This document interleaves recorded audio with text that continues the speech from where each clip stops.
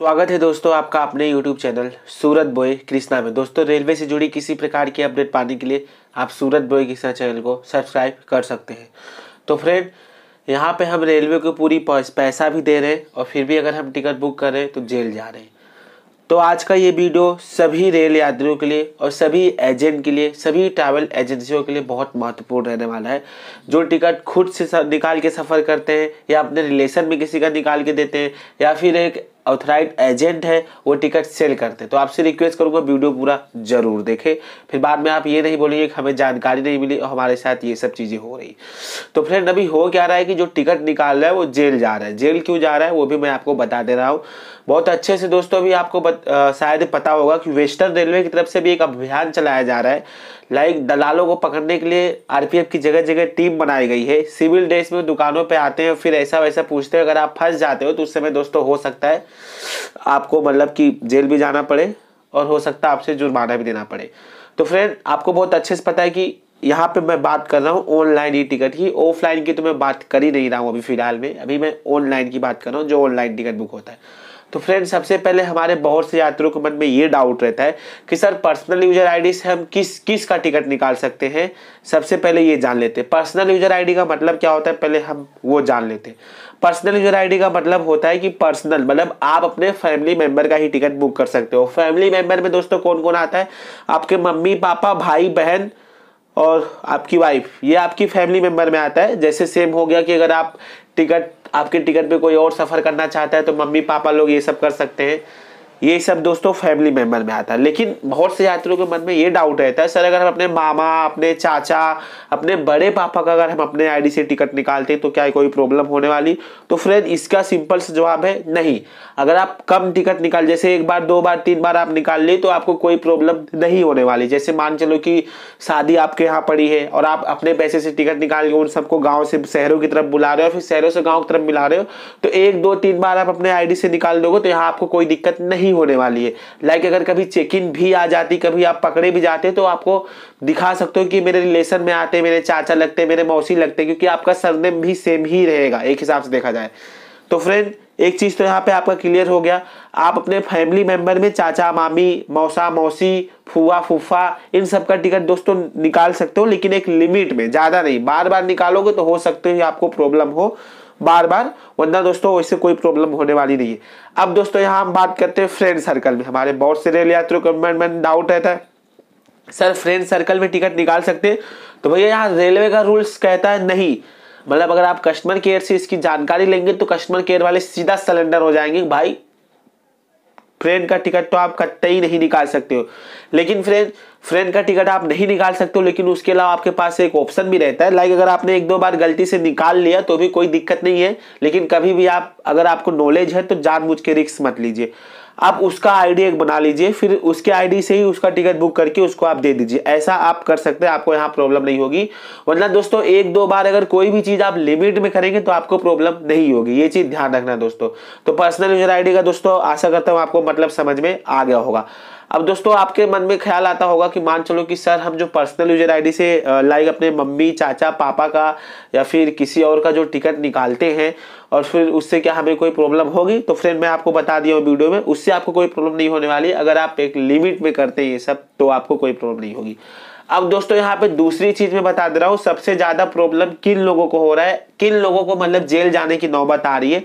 तो फ्रेंड जिनके पास शॉप है, शॉप मतलब अगर आपके पास दुकान है तो रेलवे की टीम की नज़र, आरपीएफ की नज़र सबसे पहले आपके पास है, क्योंकि उनको भी बहुत अच्छे से पता है कि जगह जगह के कस्टमर इनकी दुकान पे आएंगे पूछेंगे। तो सबसे पहली नज़र आपके ऊपर है। तो आपसे एक ही रिक्वेस्ट है कि अगर आप दुकान खोल के बैठे हो तो आईआरसीटीसी का ऑथराइज्ड एजेंसी ले ही लो। भले उससे आप टिकट बुक करो या ना बुक करो, लेकिन एक एजेंसी ले ही लो। लाइक कभी अगर छापा पड़ता भी तो आप एक बता सकते हो सर हमारे पास भी एजेंसी है, हम भी आईआरसीटीसी के ऑथराइज्ड एजेंट हैं। अब दोस्तों आपके मन में ख्याल आता होगा सर जो तत्काल टिकटें होती वो तो पूरी पर्सनल आईडी से ही बुक होती है, और जो रेलवे है दोस्तों सबसे ज्यादा धरपकड़ तत्काल टिकट जिस आईडी से बुक हो रहा है उसी को कर रहा है। एक चीज ये भी आप समझो, नॉर्मल तरीके से दोस्तों बहुत कम केसेस सुनने में आ रहे हैं कि नॉर्मल तरीके से पकड़ा है बंदा ये वो, क्योंकि दोस्तों सबसे ज्यादा धांधली तत्काल टिकट में होता है। अब दोस्तों सबसे ज्यादा धांधली तत्काल टिकट में होता है और मुझे क्या रेलवे को भी अच्छे से पता है कि 100 में से 100% जो तत्काल टिकटें हैं वो पर्सनल आईडी से ही बुक होती है। अगर आप कोई दुकान पे तत्काल टिकट लेने भी जाओगे तो भी आपको पर्सनल आईडी से टिकट बुक करके देगा। एनीवेज दोस्तों, आप ट्रैवल कर लेंगे, आपको वहां पे कोई प्रॉब्लम नहीं होने वाली है।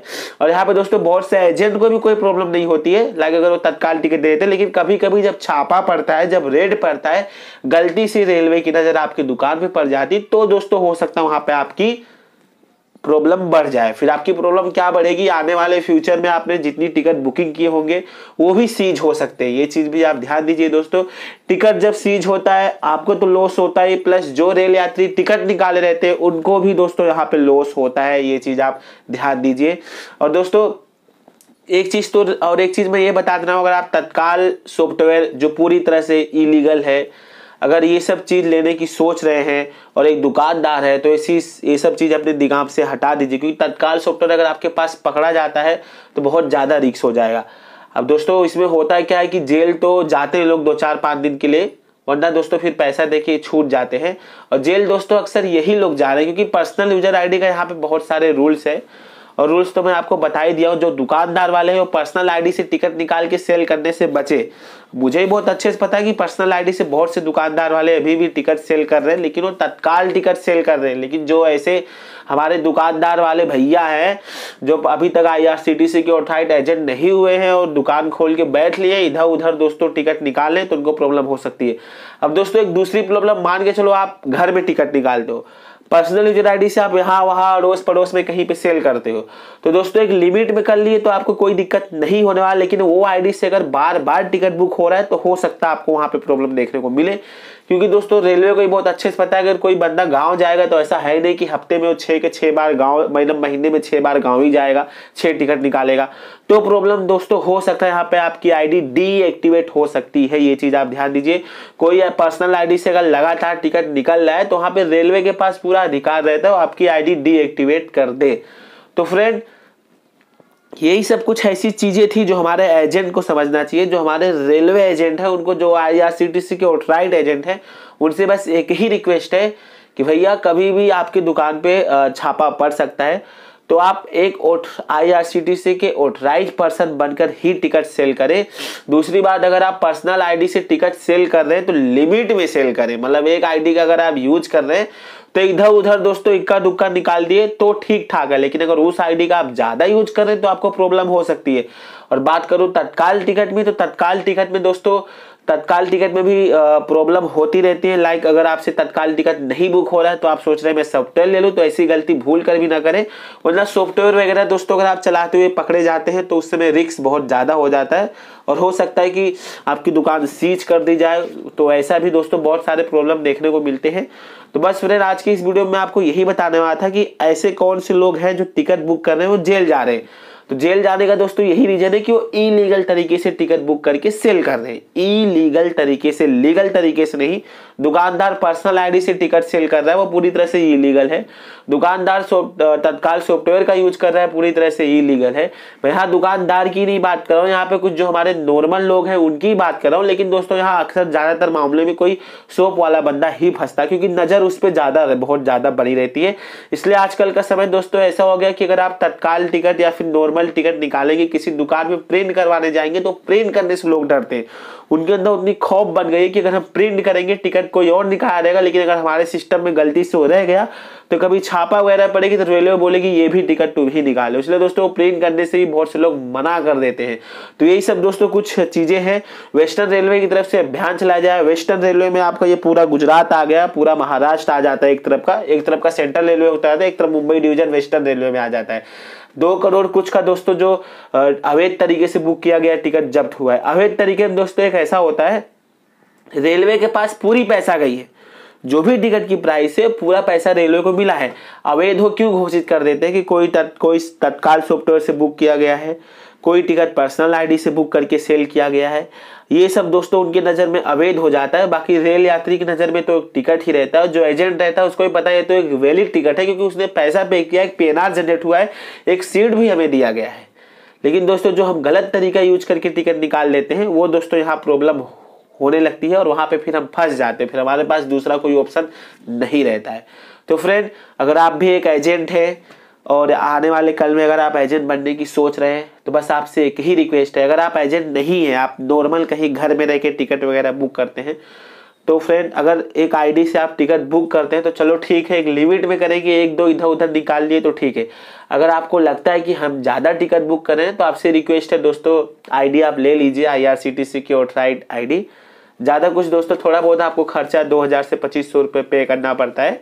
उसके बाद साल उसका जो एनुअल फीस आता है वो आपको देना पड़ता है। तो यहाँ दोस्तों आपको उतनी प्रॉब्लम नहीं होगी। और दोस्तों वही अगर आप पर्सनल आईडी से सोच रहे चलो हम लगातार टिकट बुक करते जाए, मैसेज वगैरह टिकट तो बुक हो ही जाए, लेकिन दोस्तों अगर गलती से आपकी नज़र उस आईडी पे रेलवे की नज़र पड़ गई तो हो सकता है आपको यहाँ पे प्रॉब्लम हो। तो ऐसा काम ही मत करो जो आपको प्रॉब्लम दे। इसलिए दोस्तों वीडियो में ये सब चीज़ें बताना बहुत ज़रूरी होता है। बहुत से लोगों को ये सब चीज़ें पहले से पता होती है, वो रिक्स लेके काम करते हैं। जो रिक्स लेके काम कर रहा है चलो ठीक है, क्योंकि उसको पता है कि अगर छापा लगेगा तो मेरे साथ ये होगा, उसको पहले से अनुमान लगा लिया है। लेकिन जो हमारे बहुत से ऐसे लोग हैं जिनको नहीं पता रहता, तो ये वीडियो के माध्यम से उसको बताना रहता है कि अगर आप ऐसी गलती कर रहे हो तो मत करें। और दोस्तों जो जिनके मन में डाउट था भाई पर्सनल आईडी से किसका किसका टिकट निकाल सकते हैं, तो वो डाउट भी दोस्तों मैं क्लियर कर दिया हूँ। और दोस्तों मान के चलो कि आपके कोई अड़ोस पड़ोस में है, एक दो बार तो ठीक है निकाल दिए, कोई दिक्कत नहीं है। अगर वो बार बार जा रहे हो तो आप उसका एक आईडी बना लीजिए, फिर उसके मोबाइल में कहीं सेव कर दीजिए। जब भी वो टिकट के लिए बोलता है आप उसका ही आईडी यूज कर लीजिए। तो फिर ये क्या होगा कि आपने टिकट उसके आईडी से ही बुक हुआ है, एक हिसाब से देखा जाए कि मतलब वो टिकट उसके ही आईडी से बुक हुआ है, आपके आईडी से नहीं बुक हुआ, तो यहाँ आप इलीगल नहीं रहेंगे। ये चीज भी दोस्तों आप ध्यान दीजिए। आईडी बनाने में दोस्तों ज्यादा से ज्यादा 5 से 10 मिनट लगता है, उससे ज्यादा नहीं लगता। 10 मिनट के अंदर user ID passport personal user ID का आपको क्रिएट मतलब हो जाता है, मिल जाता है। सो थैंक्स फॉर वाचिंग दोस्तों। आशा करता हूँ वीडियो आपको काफ़ी यूजफुल लगी होगी। इसी तरह की वीडियो पाने के लिए आप सूरत बोए कृष्णा चैनल को सब्सक्राइब कर सकते हैं। हमारे बहुत से रेल यात्रियों के मन में डाउट था और ये दोस्तों डाउट क्लियर करना भी बहुत ज़रूरी था। मिलते हैं फ्रेंड एक नए वीडियो में एक नए टॉपिक के साथ। तब तक खुश रहिए, मस्त रहिए, हंसते रहिए। Thanks for watching.